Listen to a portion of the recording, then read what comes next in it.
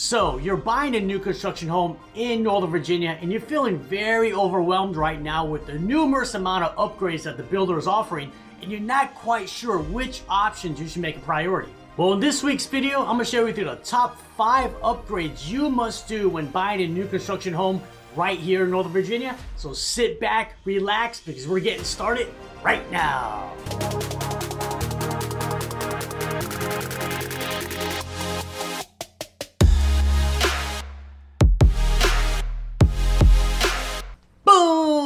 Hey everybody, it's David, your favorite realtor, and welcome back to another video. So buying a new construction home, it is a super exciting process, but at the exact same time, it can be very overwhelming.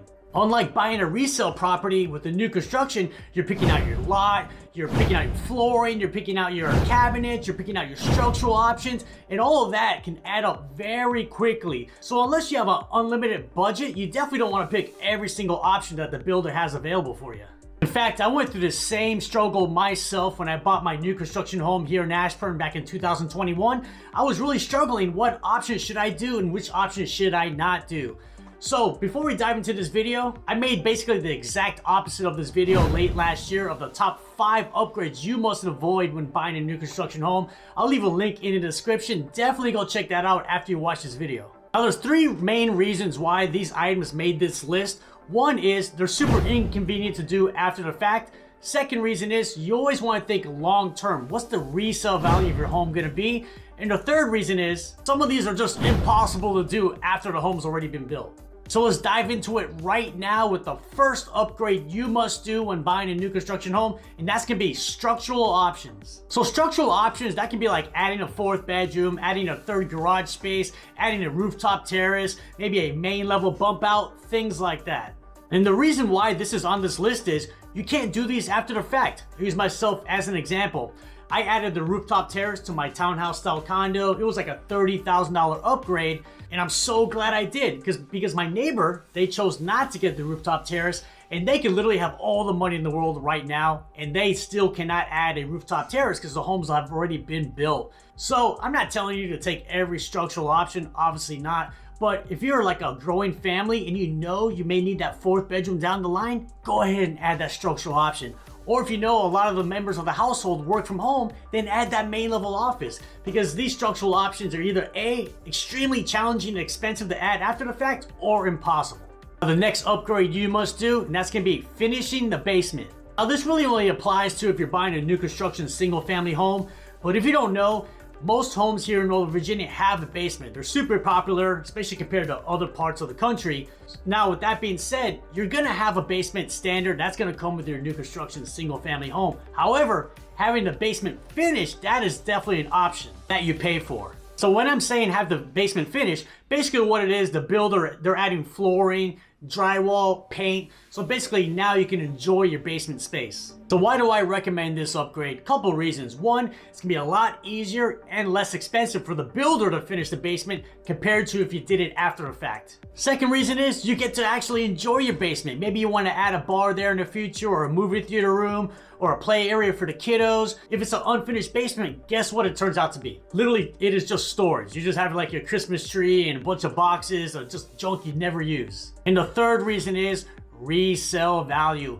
Your home was never gonna sell for top dollar if your basement is unfinished. So many previous clients that I've worked with, one of their biggest criteria they'll tell me is, David, if a house does not have a finished basement, don't even show it to us. So right there, if you do not finish your basement, you'll be losing a percentage of potential buyers who may be interested in your home for whenever you do eventually resell. So yes, 100% finish the basement if you're buying a new construction home in Northern Virginia. Now the next upgrade you must do is get the best cabinets and countertops in your budget. So when you're buying a new construction home, they have certain levels. You have your level 1 cabinets and countertops, level 2, level 3, level 4, and so on.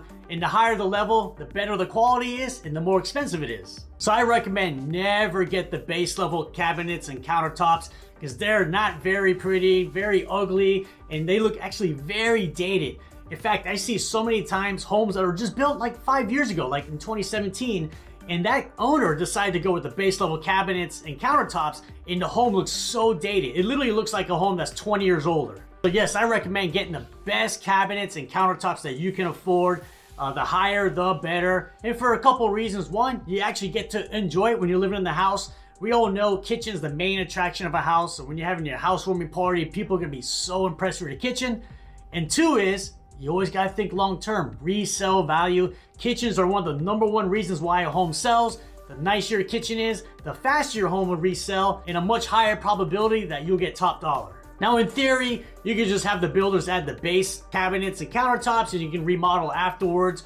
But then that kind of defeats the purpose of buying a new construction home. If you're gonna remodel the whole kitchen anyway, just buy a resale property. The next upgrade you must do is kitchen appliances. So this can go either way, let me explain. So just like the countertops and cabinets, you have levels of appliances. You have your base level, which is usually like black appliances that end up being like too small, not premium looking at all, very few bells and whistles. And then it goes up to levels 2, 3, 4, and so on.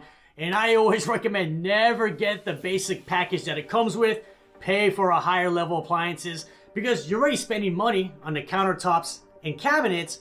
So you need the higher level appliances to tie your whole kitchen in together. And this will really give your kitchen that wow factor. Now, I'm not saying get the top appliance package, probably get something in the middle. Now, there is an exception to this rule. Let's just say you're buying the house and you don't like any of their appliance packages. And let's say you like a premium brand like Wolf and they just don't have that as an option. Then get the basic appliance package because changing appliances after the fact, it is pretty easy. Best Buy just comes in and puts the appliances in. Really not much to it. Now, if you are gonna go this route, this is a pro tip. Reach out to a builder, say, hey, I actually don't want any appliances. And maybe they'll give you like a $2,000 credit or maybe take $2,000 or $3,000 off the sales price, save a little bit of money, then get your premium appliances after the fact. Now the next upgrade you must do, that's gonna be lighting and electrical options. Now your first lighting and electrical option you get to pick is your flush mount ceiling lights. And a fact of life, you can never have too much lighting. The more, the better. There's a reason why when you go to a model home, it has the most amount of ceiling lights possible.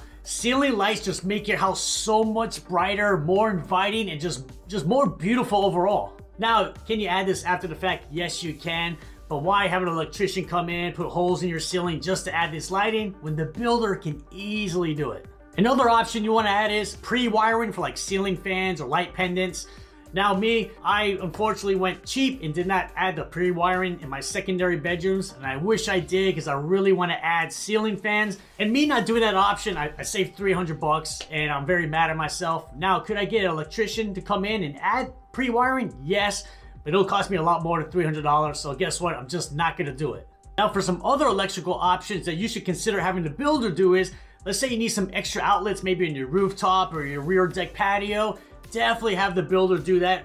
Or another electrical option is, do you drive a Tesla or another EV? Well, definitely add that EV charger in the garage. It'll be a lot less expensive, a lot less hassle having the builder do it than hiring an electrician to do it after the fact. So all of these options are things I highly recommend you have the builder do instead of you trying to do it afterwards.